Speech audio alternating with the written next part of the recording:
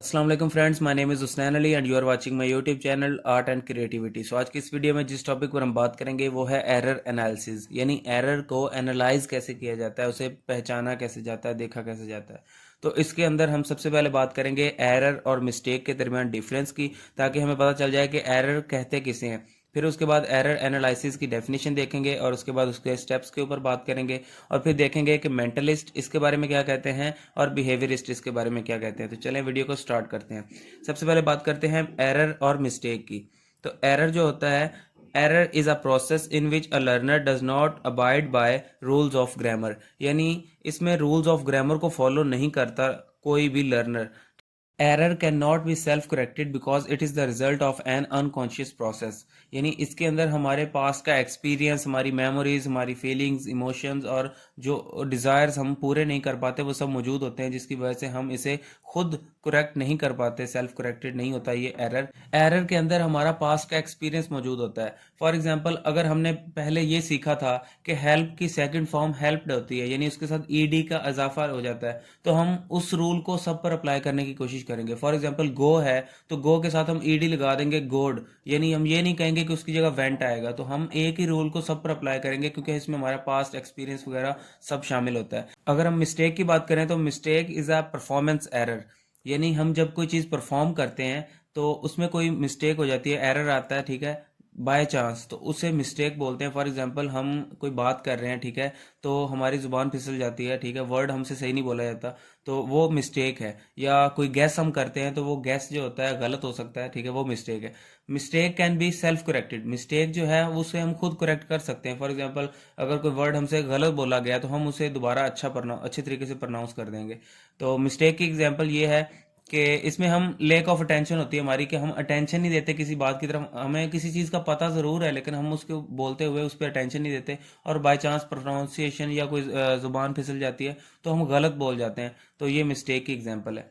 Error analysis की definition देखते हैं। Error analysis is a technique for identify, classify and systematically interacting the unacceptable forms produced by someone's learning a foreign language using the principle और procedures provided by linguistics.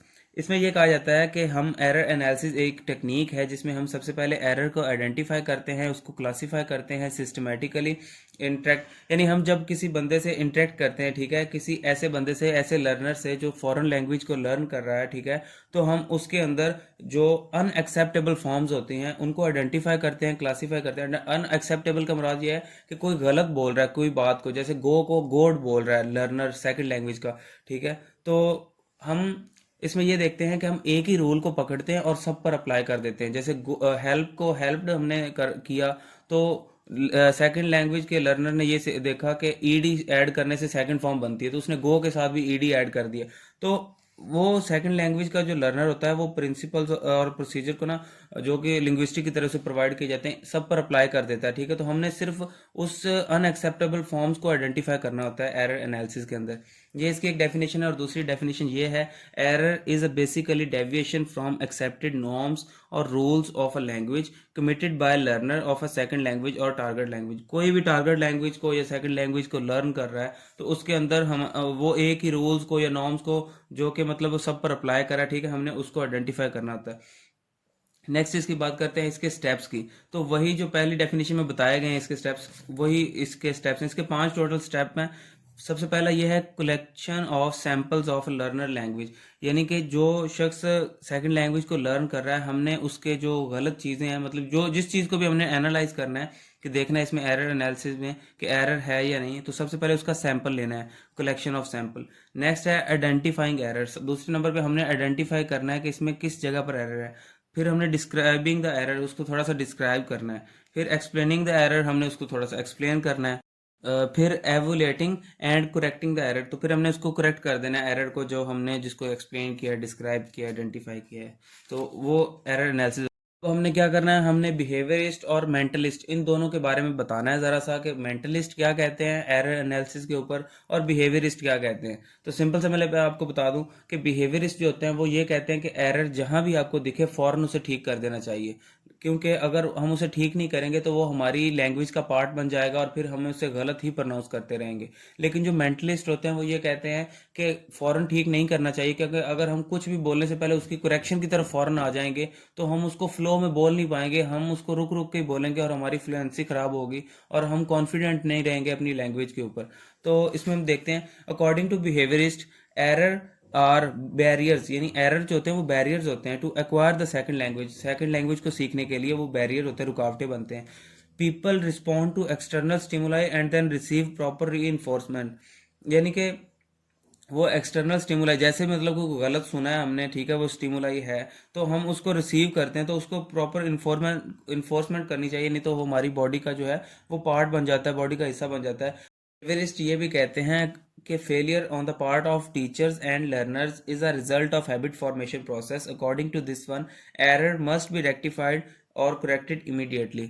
यानी ये कहते हैं कि error को फौरन हमने करेक्ट करना होता है, फौरन ठीक करना होता है, नहीं तो ये हमारी हैबिट फॉर्मेशन प्रोसेस आ जाती है, मतलब कि हमारी बॉडी का या हमारी लैंग्वेज का, हमारी पर्सनैलिटी का पार्ट बन जाता है एरर, तो फिर हम उसे कभी भी जो है वो करेक्ट नहीं कर पाते, इसलिए फौरन ठीक कर।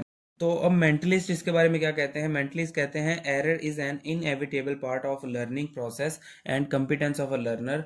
Error must not be correctly immediately so that the learner may be get confidence to speak more and more in the target language. यानी कि मेंटलिस्ट ये कहते हैं कि अगर हम फौरन करेक्ट करेंगे तो उसमें लर्नर जो है वो अपना कॉन्फिडेंस खो देगा। हमें फ़ौरन करेक्ट नहीं करना, बल्कि हमें लर्नर को सेकंड लैंग्वेज बोलने देनी है, चाहे वो गलत भी बोल रहा हो, ताकि वो जितना ज़्यादा हो सके सेकंड लैंग्वेज या टारगेट लैंग्वेज के अंदर बात करना सीख जाए।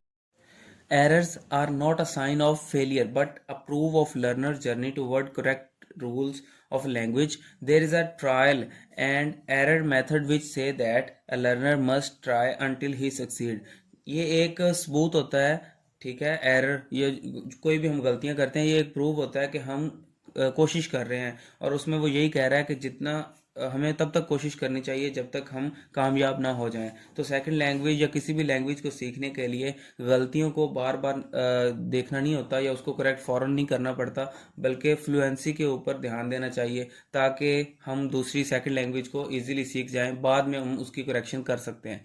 तो उम्मीद करता हूँ आपको ये वीडियो पसंद आई होगी। अगर पसंद आई तो मेरे चैनल को सब्सक्राइब करें और मेरी वीडियो को लाइक करें। ओके, अल्लाह हाफिज़।